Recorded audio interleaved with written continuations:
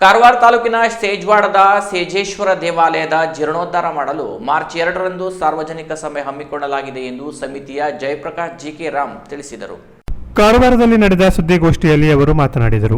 ದೇವಸ್ಥಾನವನ್ನು ಜೀರ್ಣೋದ್ಧಾರ ಮಾಡಲು ಹಿಂದಿನಿಂದ ಯೋಜನೆ ರೂಪಿಸಲಾಗಿತ್ತು. ಇದಕ್ಕಾಗಿ ಮೊದಲು ಕೇರಳದ ಓರ್ವ ಅರ್ಚಕರಿಂದ ಅಷ್ಟಮಂಗಳ ಪ್ರಶ್ನೆ ಹಾಕಿಸಿ ಪರಿಹಾರ ಮಾಡಿಸಲಾಗಿದೆ. ವಿವಿಧ ದೇವಸ್ಥಾನಗಳ ವಾಸ್ತುಶೈಲಿಯನ್ನು ನೋಡಿದ್ದೇವೆ.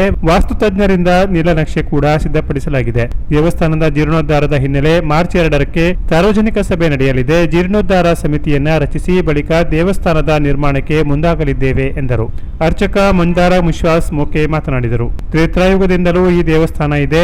ಅದರಲ್ಲಿಯೂ ದೇಶದಲ್ಲಿಯೇ ಶಿವನ ಆತ್ಮಲಿಂಗದ ಕ್ಷೇತ್ರ ಇರುವುದು ಉತ್ತರ ಕನ್ನಡ ಜಿಲ್ಲೆಯಲ್ಲಿ ಮಾತ್ರ. ಹೀಗಾಗಿ ಈ ದೇವಸ್ಥಾನದ ಜೀರ್ಣೋದ್ಧಾರ ಮಾಡುವ ಅವಶ್ಯಕತೆ ಇದೆ ಎಂದರು. ಶಾಂತಿಯನ್ನು, ಮಾನಸಿಕವಾದಂತಹ ಸ್ಥೈರ್ಯವನ್ನು, ನೆಮ್ಮದಿಯನ್ನು ಕೊಡತಕ್ಕಂತಹ ಅತ್ಯವಶ್ಯಕವಾಗಿ ಮೂಲ ಸೌಕರ್ಯಗಳು ಬೇಕೇ ಬೇಕು. ಒಂದು ಸೌಕರ್ಯ ನಿರ್ಮಾಣ ಮಾಡಿದ ಮೇಲೆ ಅದಕ್ಕೊಂದು ಕಾಲಾವಧಿ ಅಂತ ಇರ್ತದೆ. ಆ ಕಾಲಾವಧಿಯ ನಂತರ ಆ ಸೌಕರ್ಯಗಳು ಶಿಥಿಲಾವಸ್ಥೆಗೆ ಹೋಗ್ತದೆ. ತದನಂತರವಾಗಿ ನಾವು ಪುನಃ ಅದನ್ನು ಪುನರ್ ನಿರ್ಮಾಣ ಮಾಡಬೇಕಾಗುವಂಥದ್ದು ಎಲ್ರಿಗೂ ಗೊತ್ತಿರತಕ್ಕಂಥ ವಿಷಯ.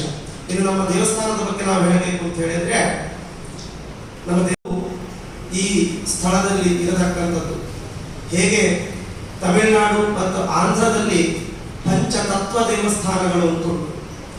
ಆತ್ಮಲಿಂಗ ಕ್ಷೇತ್ರ, ಜ್ಯೋತಿರ್ಲಿಂಗ ಕ್ಷೇತ್ರ, ಪಂಚತತ್ವ ಕ್ಷೇತ್ರ ಅಂತ ಶಿವನ ಈ ಮೂರು ವಿಭಾಗಗಳಲ್ಲಿ ವಿಶೇಷವಾದ ಗ್ರಾಮಸ್ಥ ಸಮೀರ್ ನಾಯ್ಕ್, LK ನಾಯ್ಕ್, ಕೌಸ್ತುಭ ಮೊಕೆ, ಶ್ರೀಕಾಂತ್ ಮುತ್ತಂಗಿ, ಸಾಯಿನಾಥ್ ಕದಂ, ಸಂಜಯ್, ಸಚಿನ್ ಇದ್ರು. Canara press news, Karwar.